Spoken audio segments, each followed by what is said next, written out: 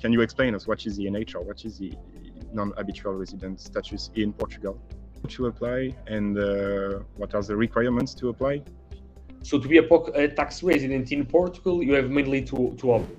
Welcome everyone. Thank you for joining us tonight. It's a pleasure to have you all. So just to present the host, I'm Ruben. I co-founded Anchorless with some friends, and tonight I'm with Manuel. Well, we have a first question in the chat, but I'm with Manuel, a tax specialist. We are working with Manuel for Anchorless for 2 months.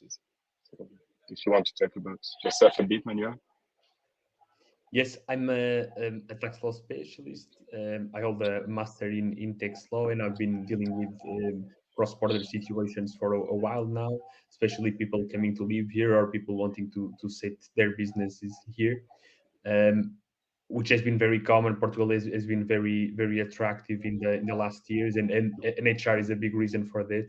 That's why it's important to talk about it, and there's talks about it ending this year, but there's already the question in the chat, and everything may change because the minister resigned, so we're not sure if the NHR is actually any.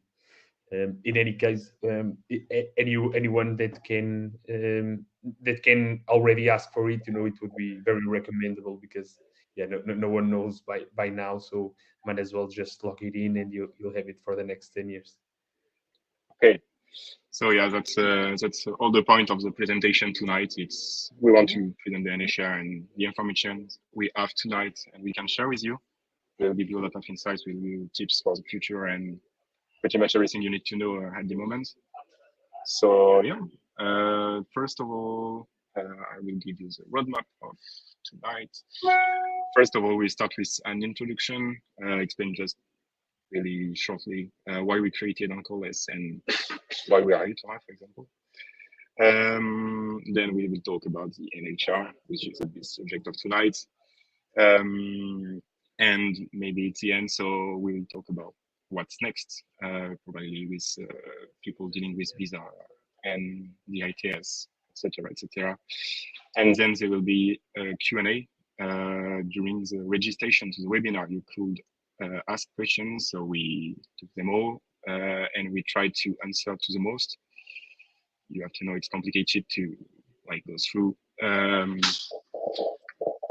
each and every one of your questions. I will try to. Oh, that's bad. I will try something. Oh, gee.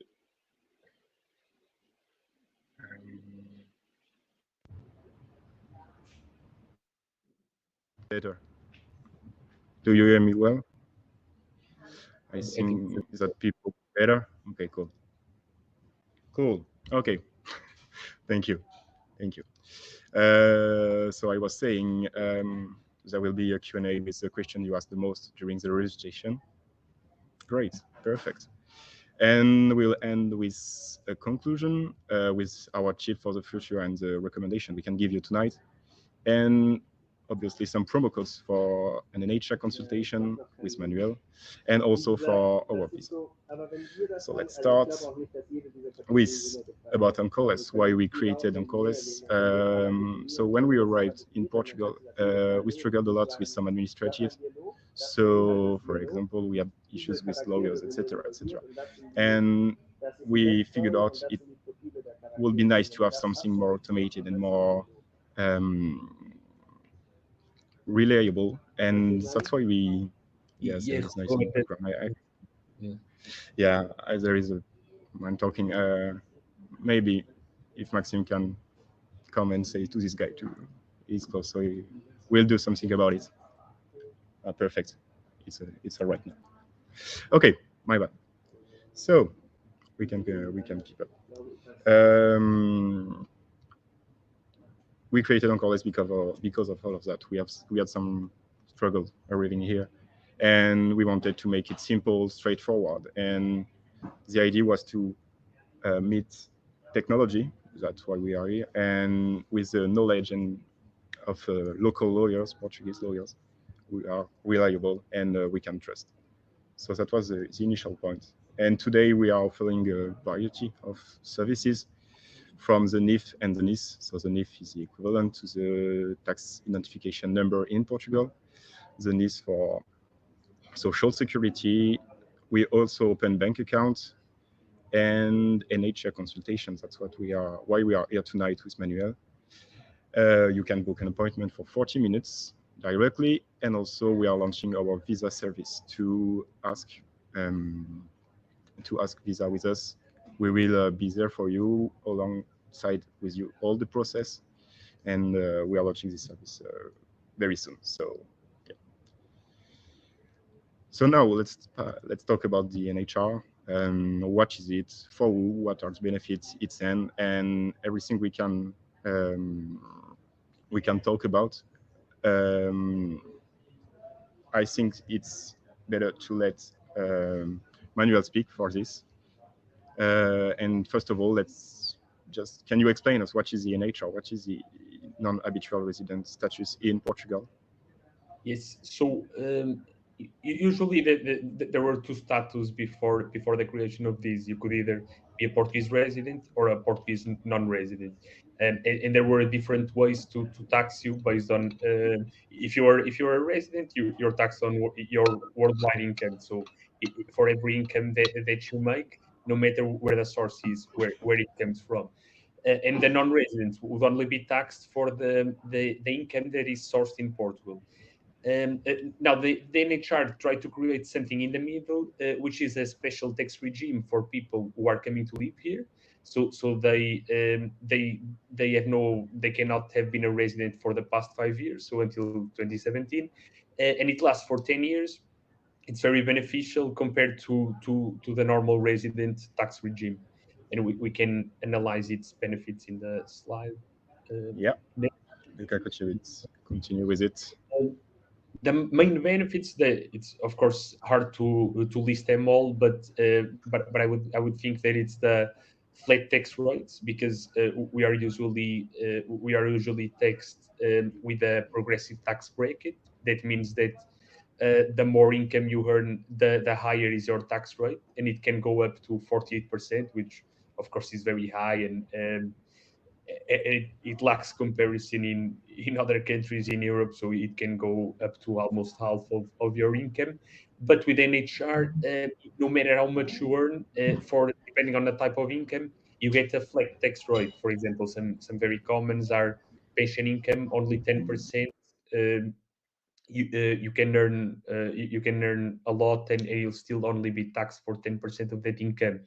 And then there's the 20% income for the activities that are considered highly qualified, independently of whether you are a dependent worker, or you work as a freelancer and you provide services to customers.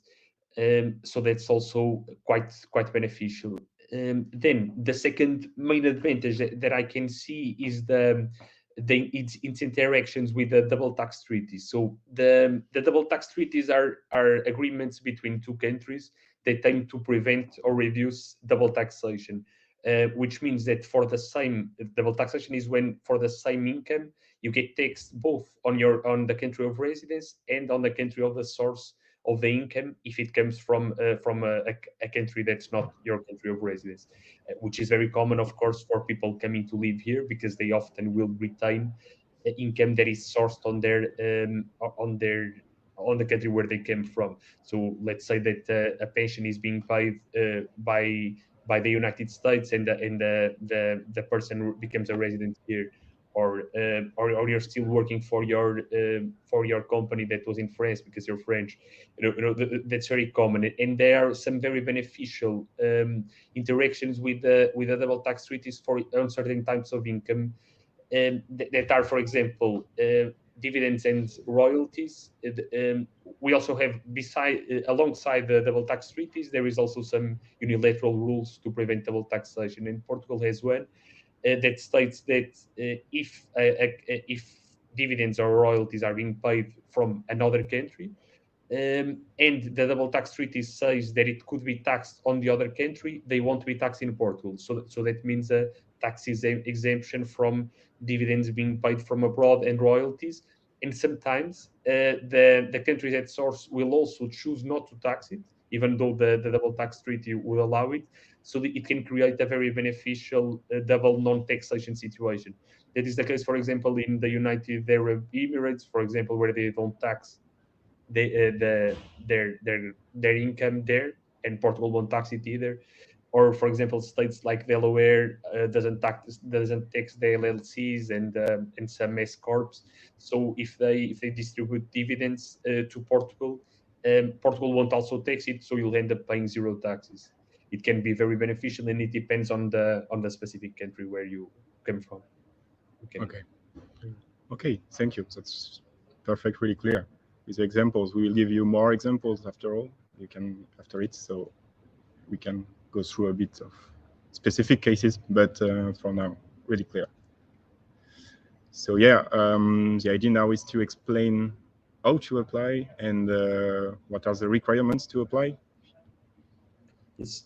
So the requirements say, I said it before, that you can't have been a resident for the past 5 years, and then you must become a tax resident in Portugal this year.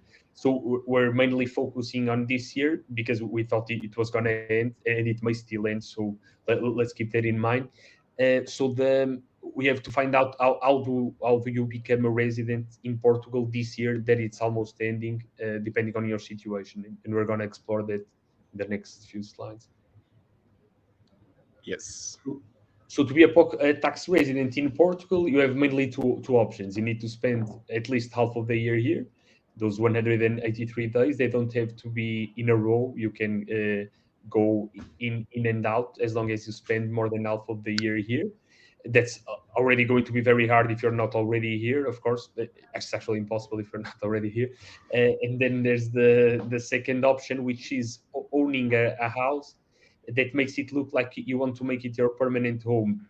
So if the house is bought, there's no problem there. But if the house is rented, it is recommendable that it has at least a 1 year duration, the contract, because fewer than that, it makes it very hard to claim that you want to make it your permanent home. And then there's also another slight detail, which is that usually rental contracts in Portugal have the minimum duration of 1 year.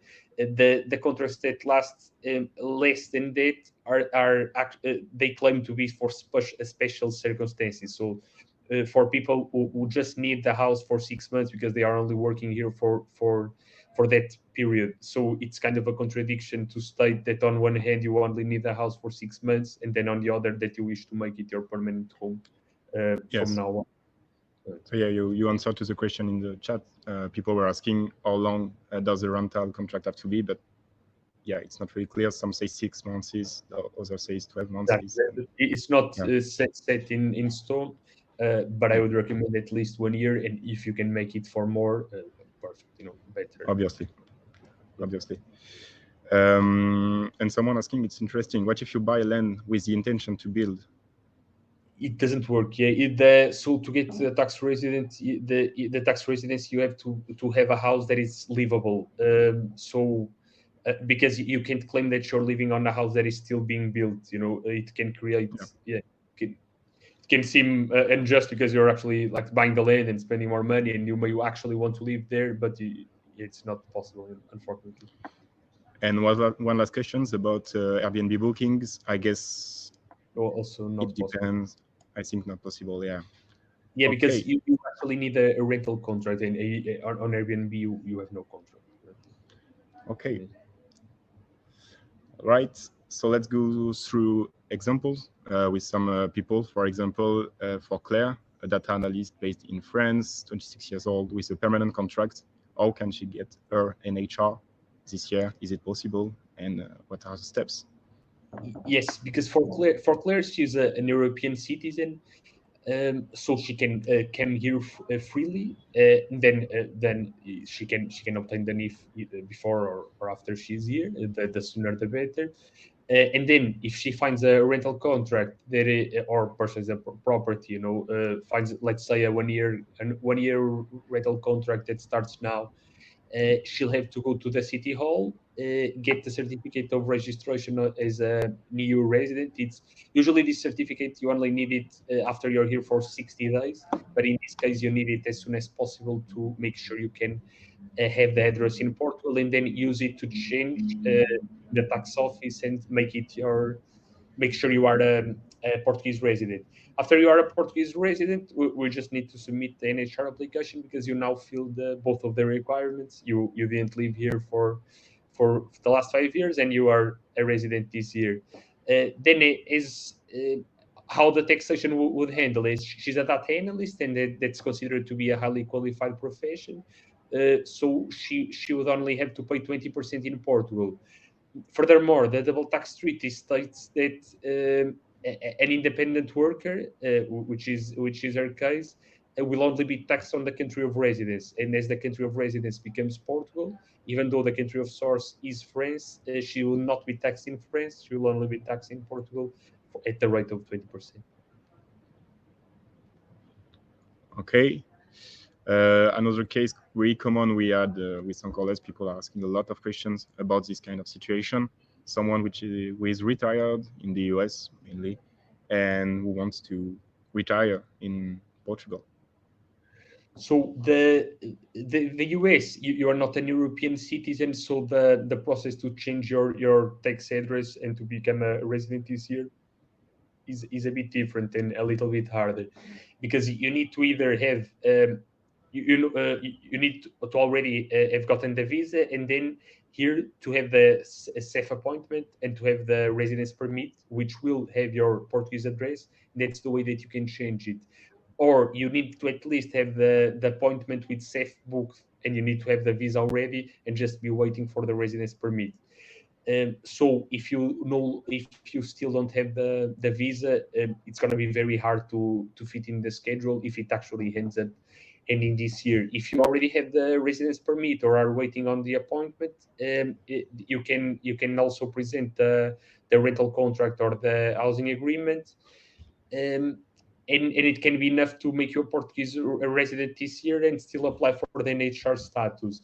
As for the taxation, as we discussed, you'll only be taxed at a 10% flat tax rate on Portugal. Now, it depends on where your income comes from. If it's from Social Security or some private pension funds, etc.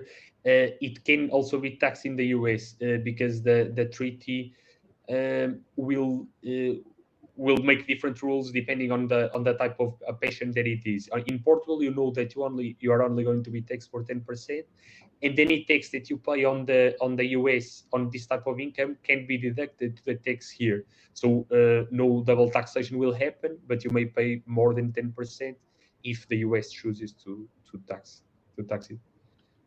Okay, all right.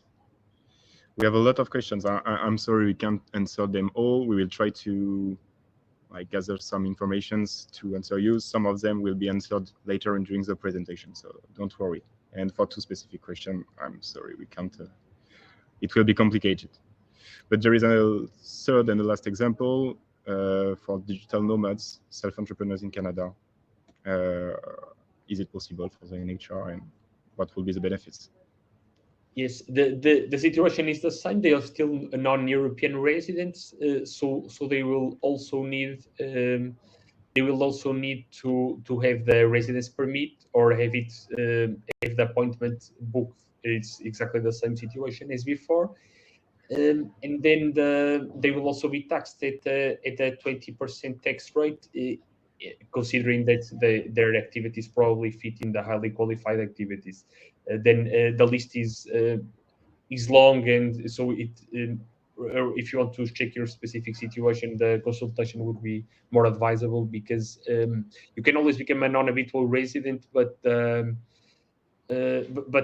you may not benefit from this 20% tax rate if your activity is not considered the a highly qualified one, according to the list, of course. And then there's the question of if you have multiple sources of income. It's very common.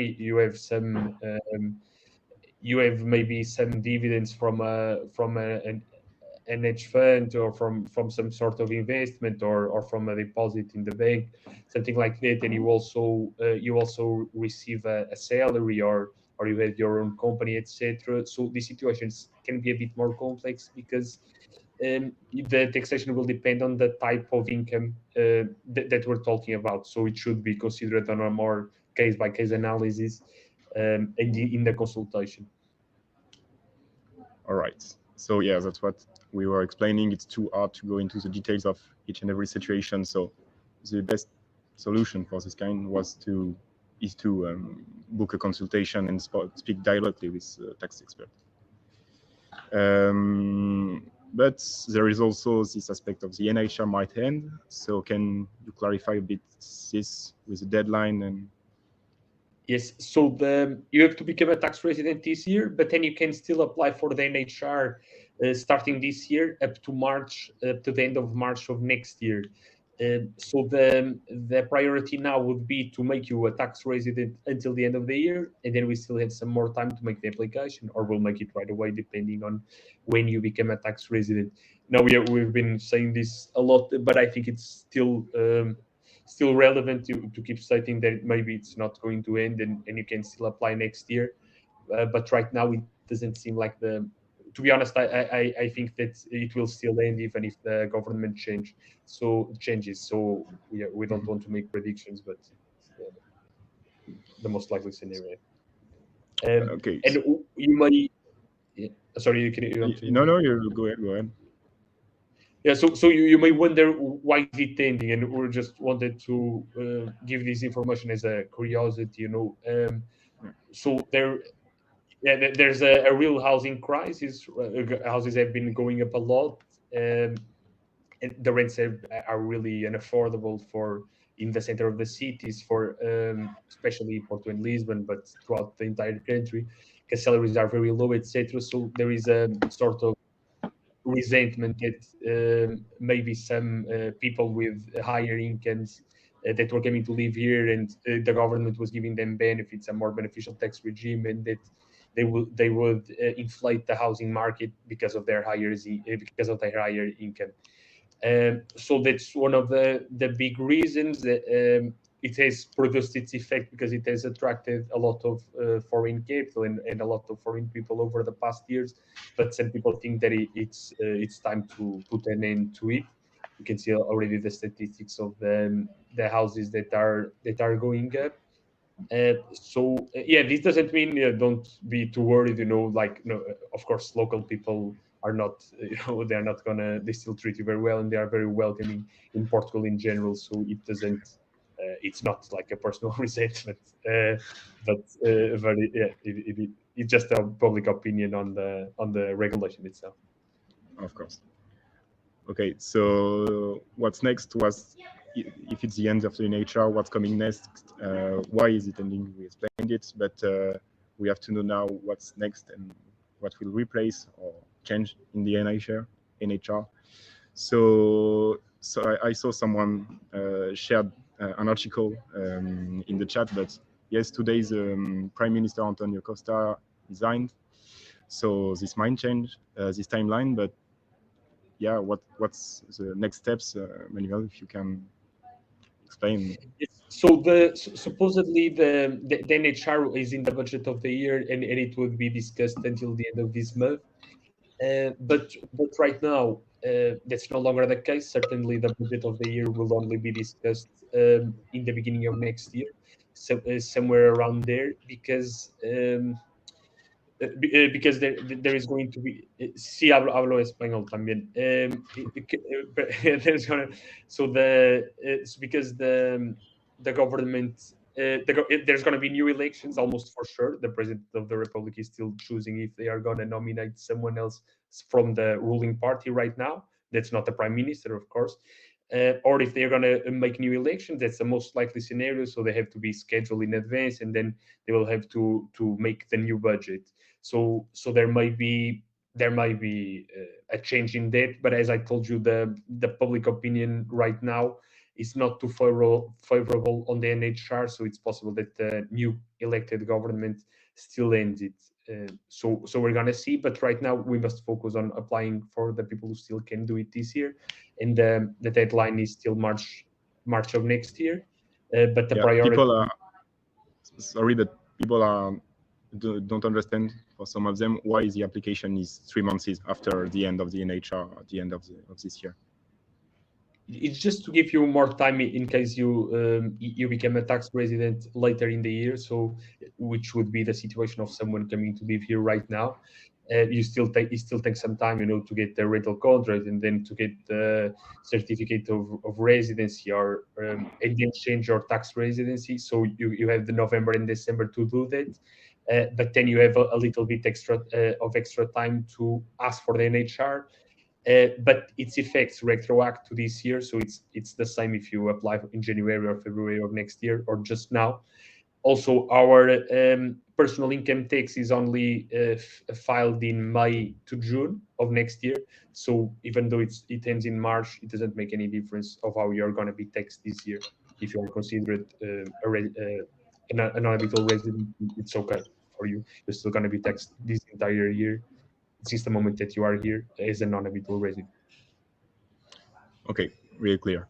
But just to clarify the last point, the last question we have, if you become a tax resident in January, you can't apply for the NHR before March. You have to become a tax resident in 2023, right?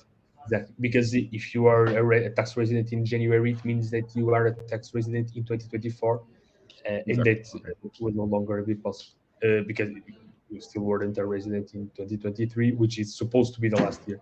We'll see. Yeah. Once again, nothing is certain. We have to wait for more information for the budget vote and for the election of the new prime minister. That's right. Yes, exactly. The proposal as it was. So we have it on the next slide, but here is here is basically because the government has absolute majority, so they can regulate as they wanted, and they would approve it, and it was a certainty that the NHR would end. So and the resignation today came as a complete surprise on the news of suspicion of corruption. It's still undecided by now. Okay. So yeah, what is included in this budget proposal? This is not once again voted, but this gives us an idea of what can happen in the future. Exactly. So here, for it would restrict the application of the NHR to only the types of income that are still highly qualified professions, dependent workers or independent workers, and you'd get a 50% exemption. So that would mean that half of your income wouldn't be taxed. That could even be better than the NHR in some particular cases. But till the half that's going to be taxed will still be subject to the progressive tax bracket, which means that if you earn a lot of money, it probably won't be favorable compared to the NHR. The NHR was really very favorable, and then the 20% flat tax rate would apply, but with a very strict range of application. Only to university professors and researchers, some specific government-supported activities, some PhDs, basically focusing on research and development and creating new things in the country, while the current activities are way broader. Most of the activities that require a degree to have or something like that are included in the highly qualified. So it's very different and way stricter than it is right now. Okay, that's really clear. So we can move on to the next part, which is the Q&A. So as I told you at the beginning, we had a lot of questions when people registered, and we tried to group some of them to give the answers to most. So we'll start with a really easy one, I can say.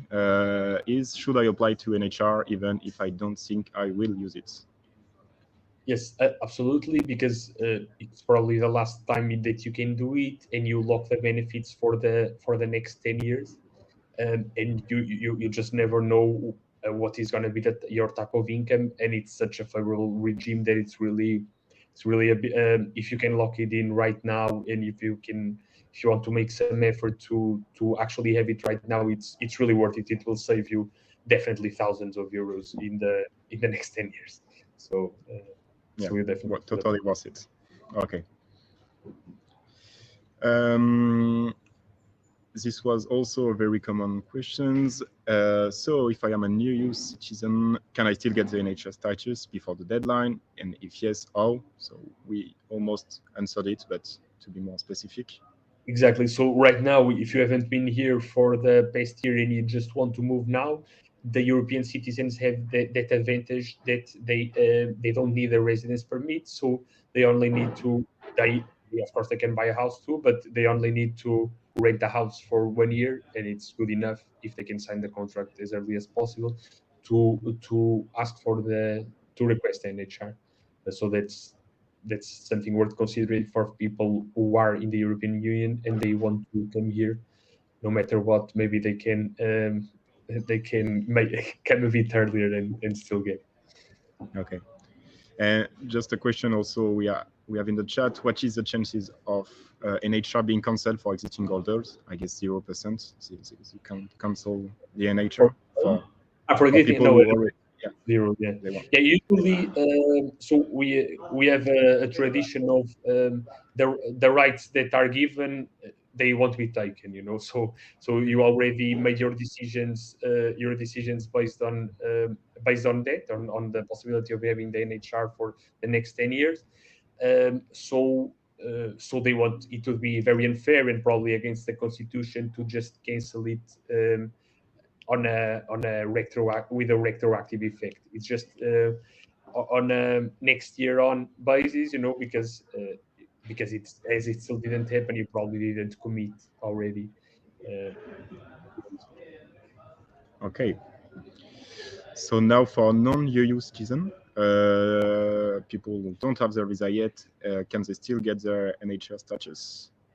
yeah, that's very hard right now because it takes a lot of time, as you may be aware, to get a visa appointment first, and you probably if you don't have it already. If you don't have it already, it won't be possible to get it until the end of the year. And then after the visa itself, you'll still need to get the safe appointment here to get the residence permit, as the visa is just a temporary authorization of staying, and the residence permit, it's actually not temporary but for a longer period.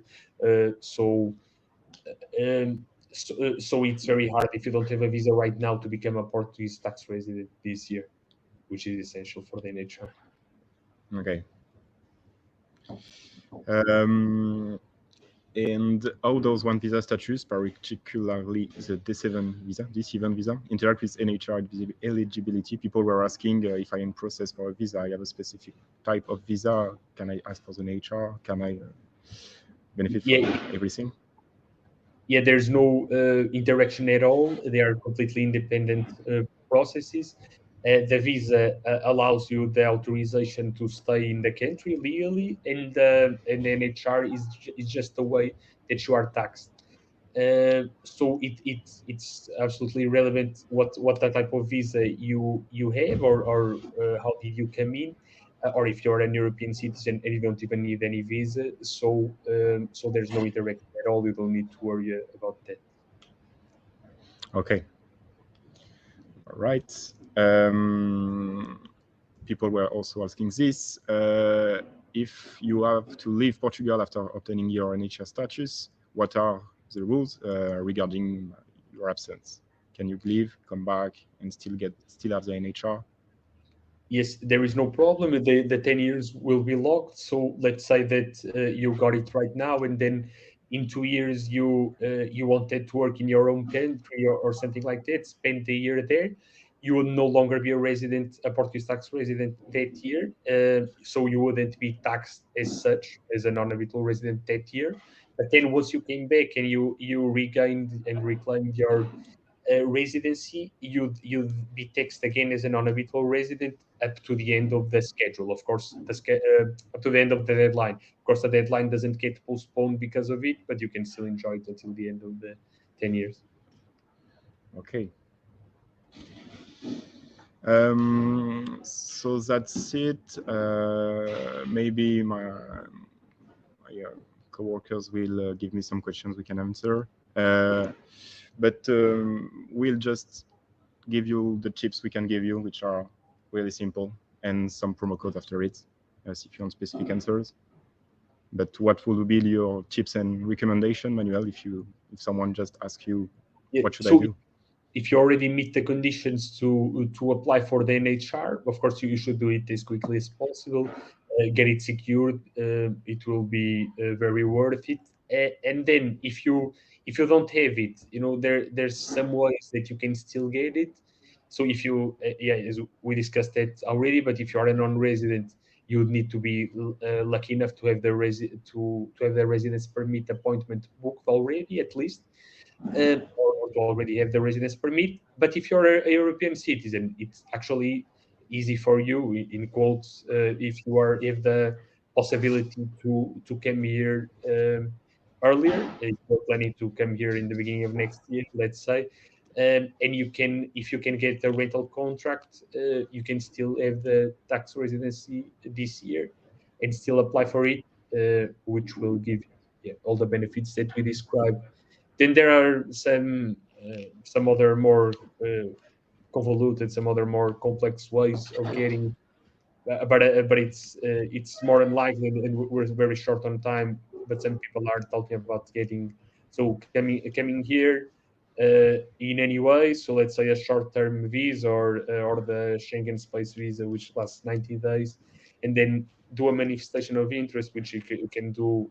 You say that you want to live here if you have like a contract, a working contract, or if you have created your own business, then you can change your tax address right away. But that's a way more complicated scenario, and it may not work because the time is very short. But the other two options are the more solid, for sure. All right. Okay. So I saw someone asking if there is a video of this webinar. Of course, we will send you the link to we watch it if you want. There will be also YouTube videos of it to see some parts and like go deeper in some information if you want. And Manuel, someone is asking, do we provide general tax consultation services beyond NHR? Yes, absolutely. I'm very aware of the Portuguese taxes, and even the cross-border taxes too, the treaties, etc. So the NHR is just a small fraction of what I do, and it's just, yeah, the webinar is about it, and it's a very common concern, but I can consult about everything that is tax related. Yeah. And talking about that, so we were talking about promo code for a tax consultation. We wrote NHR consultation, but it can be, as we said, more general. And we offer you 15% off your NHR consultation with Manuel. So there is a way to book it on our website. I also shall use the offer here. If you want, you can just click and book your consultation. I guess Manuel will be very happy to help you, give you specific answers, because I want to repeat it. We are really sorry we can't answer to every specific questions tonight. You can imagine there are a lot of combination of incomes, of countries, of situations, and we just can't go through every one of them tonight. So the best way, if you want answers tonight, is to book a consultation, and yeah, you will feel free to ask your questions, and yeah, just do not hesitate. We are here for that, and you can also contact us in the support if you have questions. And yeah, just we provide any answers you need to go to Portugal stress-free and with all the information you need. Also, as we are launching our visa service, we are offering a 5% discount on all the visas. As said, there is the D7, D8, D2, and D3. D7 is also known as retirement visa, and there is also a promo code for that. So you can go on our website and ask us in the support where the web pages are will be released really soon. But for now, you can contact us in the support, and we will answer you. So I will look at the chat a bit.